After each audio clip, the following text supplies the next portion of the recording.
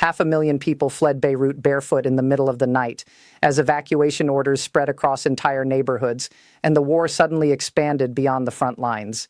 And after Pete Hegseth warned the world to just wait, many experts believe the next 48 hours of the Iran-Israel conflict could be the most dangerous phase yet. It was Thursday night in Beirut. The Israeli military had just issued evacuation orders covering entire neighborhoods in the southern suburbs of the city. Not one street, not one block, entire neighborhoods, home to more than 500,000 people, ordered to leave immediately, and they ran. A flower shop owner named Hussein told CNN reporters on the ground, "I saw people running out of their buildings barefoot. Family chat groups filled with desperate messages for relatives to get out. Cars jammed every road leading north. People who had already been displaced once during the 2024 war with Israel found themselves displaced again. They had rebuilt their lives. They had come back, and now they were running again barefoot in the dark from bombs that had not yet fallen." That same night, on the other side of the world, U.S. Defense Secretary Pete Hegseth stood before cameras and said something that every person watching this war needs to hear. He said, "If you think you have seen something, just wait." 6 days of bombing, thousands of strikes, Iran's supreme leader dead, Iran's navy at the bottom of the sea, Iran's air force destroyed. And the man running the American military stood up and said, "This has not even started in earnest. This is day 7, and I am going to tell you exactly what has changed, what is coming, and why the next 48 hours may be the most important of this entire war." Let us start with the Beirut evacuation because it reveals something important about the strategic logic Israel is now following. For the first 6 days of this war, Israel focused its Lebanese operations on southern Lebanon, where Hezbollah has its military infrastructure and its rocket launch positions. They struck command centers, weapons depots, financial networks, and senior commanders. They killed key Hezbollah and Palestinian Islamic Jihad figures. They pushed ground forces into border positions. It was a campaign of attrition designed to degrade Hezbollah's ability to keep firing rockets into Israel. But on Thursday, Israel shifted gears. It issued evacuation warnings covering nearly all of Dahir, the southern suburbs of Beirut. Dahir is Hezbollah's political and organizational heartland. It is where the group's leadership lives and operates. It is densely populated civilian territory, and Israel just told everyone in it to leave. The Israeli military chief confirmed the IDF is moving to what he called the next phase of the war. By Thursday night, Israeli jets had already carried out strikes in Beirut itself, not just the south of the country. The IDF said it had now conducted 2,500 strikes using more than 6,000 weapons in Lebanon alone since the start of the conflict. And the defense minister ordered troops to push deeper into Lebanese territory, seizing 16 additional positions beyond the border zone. What Israel is doing is telling Hezbollah, "We are coming for your headquarters next." The evacuation order is not just humanitarian. It is a military signal. Clear the civilians so we can destroy the infrastructure underneath them. And the 500,000 people who fled Thursday night were the collateral human cost of that signal being sent. Lebanon's government, already struggling to control the situation, made another dramatic move. It announced the withdrawal of visa-free travel for Iranians. This is Beirut trying to send its own signal to Tehran. Do not drag us further into your war. But the Lebanese government has no ability to stop Israeli jets and no real leverage over Hezbollah. It is a government issuing statements into a void while its country burns. Now let us talk about what Pete Hegseth actually meant when he said, "Just wait." The United States military has been using a combination of cruise missiles, bunker buster bombs, B-2 stealth bombers, fighter jets, and drones throughout this campaign. These are not new weapons. These are the most advanced conventional weapons in the American arsenal, and they have been in use since day one. But U.S. Central Command confirmed this week that the military is now deploying what it called a number of new capabilities. They did not specify what those capabilities are. That is deliberate. In warfare, surprising your enemy with weapons they have not seen before and cannot yet defend against is a force multiplier. If Iran does not know what is coming, it cannot prepare for it. What might these new capabilities be? Military analysts watching this conflict have raised several possibilities. Directed energy weapons that can destroy electronics and communications infrastructure. hypersonic missiles that travel too fast for any existing air defense to intercept, next-generation bunker-buster munitions designed specifically to penetrate the deepest underground facilities Iran built after the last war, electronic warfare systems that can disable entire radar networks simultaneously. Whatever these capabilities are, Hegseth's message was clear. Iran and the world has been watching 6 days of strikes and thinking it understands the scale and nature of what the United States can do. Heggs is saying that assessment is wrong. The full force has not been applied. What has happened so far is in his framing the opening act. If you think you have seen something, just wait. The most alarming tactical development of day 6 and 7 is something that most news coverage has not emphasized enough. Iran has begun targeting THAAD radar systems. THAAD stands for Terminal High Altitude Area Defense. It is the most advanced American anti-missile system currently deployed in the region. It works by detecting incoming missiles and drones at long range, tracking them, and launching interceptors to destroy them before they reach their targets. The radar is the brain of the entire system. Without the radar, the interceptors are blind. Satellite imagery analyzed by multiple intelligence firms showed that Iran has identified the locations of the AAD radar systems in the Arabian Peninsula and is directing strikes specifically at them. Iran is not just trying to overwhelm American air defenses by firing more missiles than the systems can intercept. It is trying to surgically destroy the sensors that make interception possible in the first place.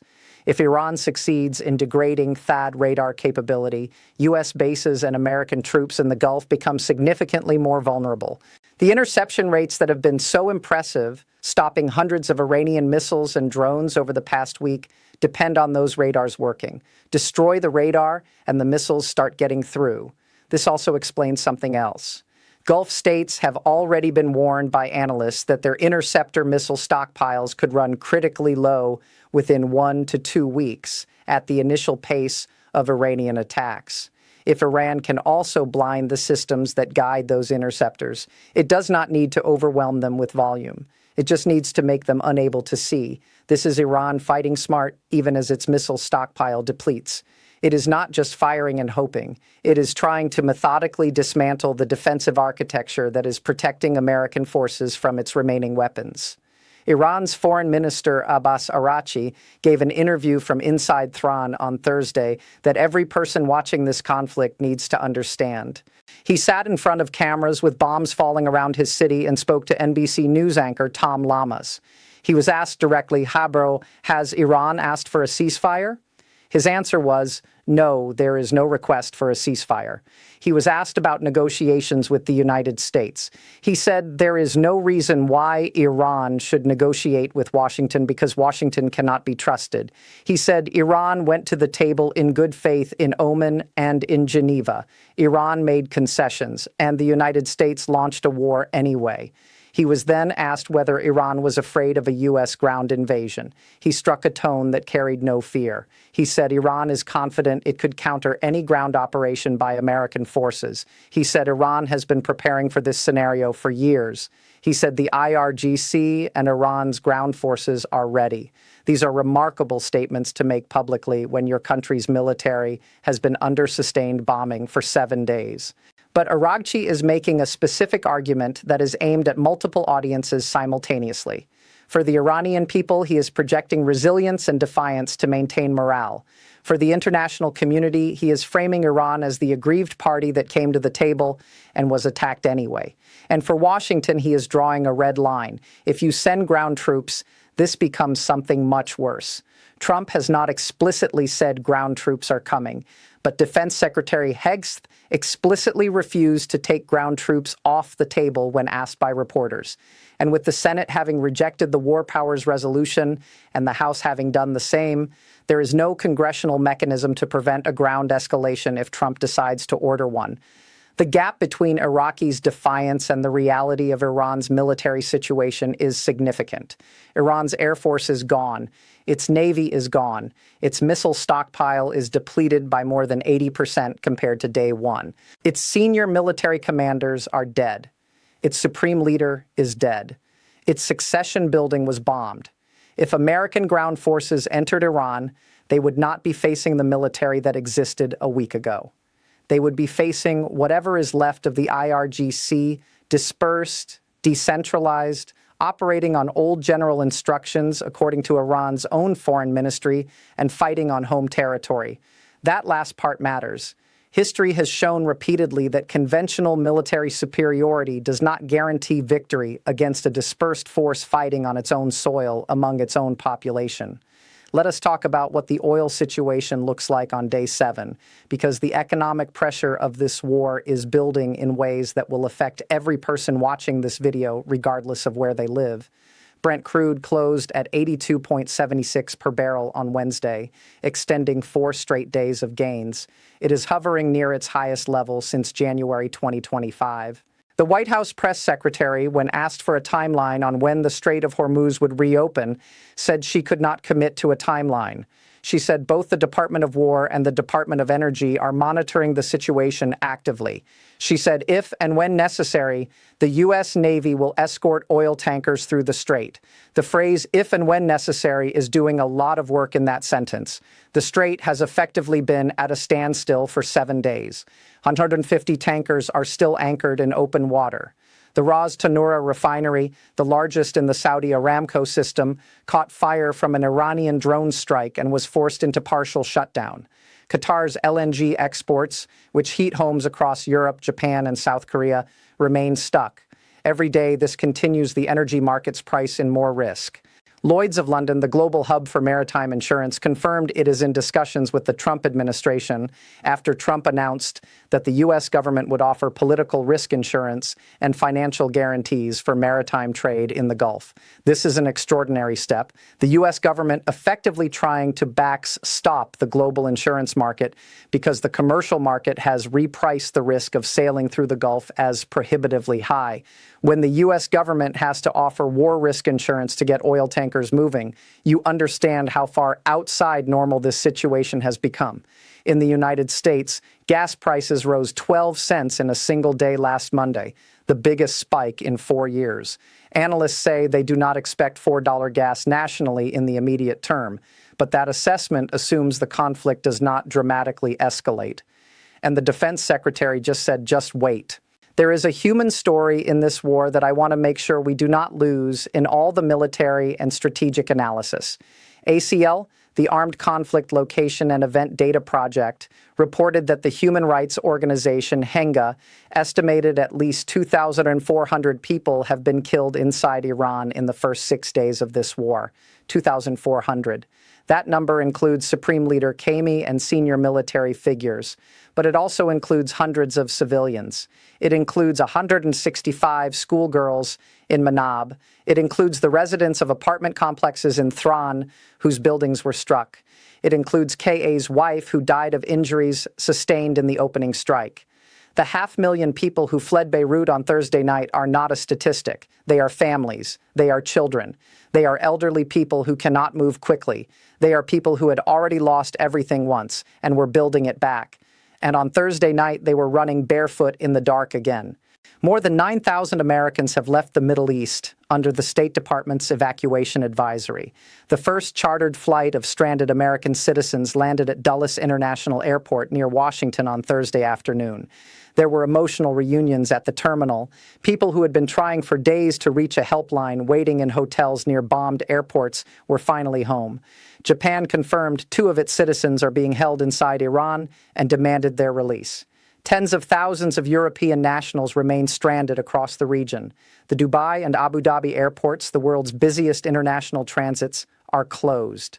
More than 1 million passengers cannot get home. So, what happens next? Here is what we know for certain and what we are watching for. On the military side, the U.S. has announced new capabilities are being deployed. Israel has announced it is moving to the next phase. Both mean more strikes deeper into Iranian and Lebanese territory using weapons and tactics we have not seen yet.